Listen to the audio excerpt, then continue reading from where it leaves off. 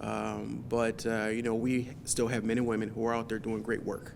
And we have made several arrests in some of the crimes that have occurred that we've seen over the weekend. So that's a great thing.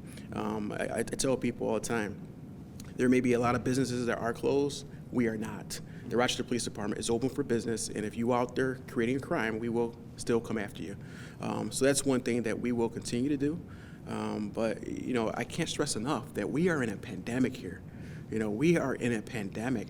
The guidance has been for people to isolate, to people to stay indoors and not have as much contact with the public, practice social distancing.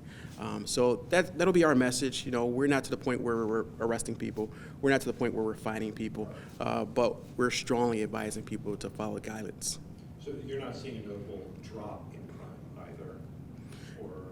Yeah. I can't say crime is up. I think right now we're at the norm where we typically would see crimes occurring.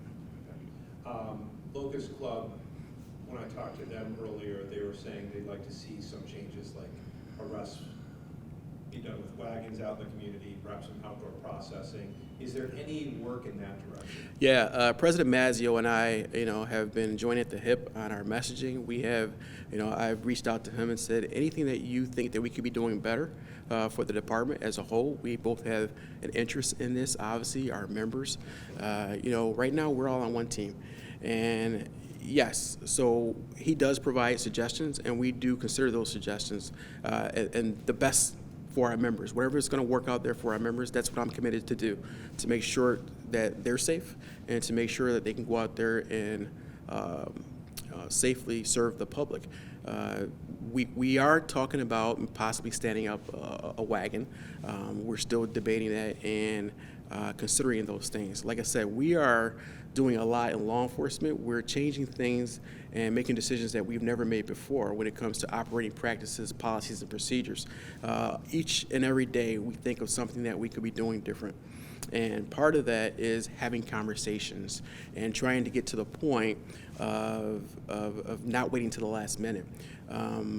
Just this week, as we receive new information, I was telling my command staff, I feel like the CDC. Every week we're becoming more restrictive based on the data that we're receiving. We know that the apex may hit the first 2 weeks of May or at the end of this month. So we're being a little bit more restrictive and making decisions sort of to eliminate roll calls, to ensure that we don't have maximum occupancy within the building when it comes to too many officers being in our buildings. So we've done a lot of things. We've eliminated 2-badge patrols that we typically have done before. But there's one thing that we must consider too, is officer safety. Officer safety is paramount. It's my job to make sure that the men and women go home every night. And also, it's my job to make sure that these men and women don't contract COVID and prevent the spread of COVID. And I'm going to do everything within my power to do that.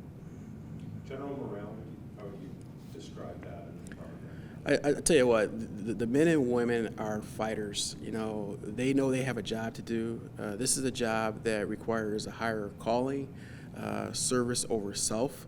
And I would say morale is good in the department.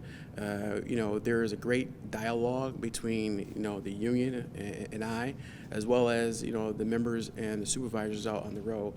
Just last night, they had a barricaded gunman, arrested 2 individuals in the house, recovered some weapons.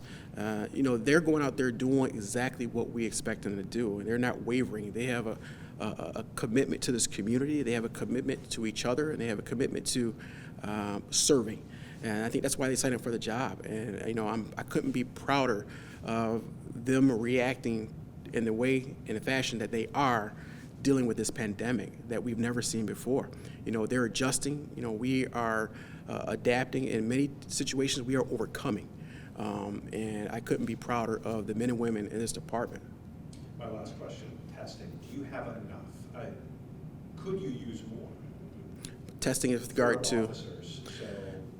So, even if it's on the fence, they don't meet the criteria that's out there right now. Would you like to have a lot more testing so you could kind of run through the department? Well, I tell you what, there's a lot of things that are out there right now with regard to the rapid testing, and I've seen some other jurisdictions. I've talked to some police chiefs across the country who have had a significant number of officers out of work, and they have been receiving the rapid tests. So I think we have a good system that we just set up with the hospitals to hopefully ensure that we have the appropriate number of tests for first responders as they develop symptoms or possibly develop symptoms. Is it a perfect system? Probably not. But we're learning as we go. We're getting better each and every day. So I think, the officers who do come down with symptoms, we advocate for them, and I think people have been listening. Certainly, the one thing that I talked about earlier is that dialogue before a situation happens, and I think there have been many protocols that have been put in place prior to something occurring, whatever that something is. So right now, I'm not to a point where I can't say that it's not happening, but in this situation, like I said, one of the things that keeps me up at night is, do we have enough PPE equipment? Do we have enough this? Do we have enough that to get us through this pandemic, however long this pandemic is going to occur? That's something that we just don't know right now. But my job is to put our department in the best position possible to move forward, to go out there and serve this community, and that's what I intend to do. Anything else you'd like to add about this? No, I think I think we covered everything. Thank you all for thinking about the police department and coming here to think about the men and women like you always do, Adam, and I appreciate that.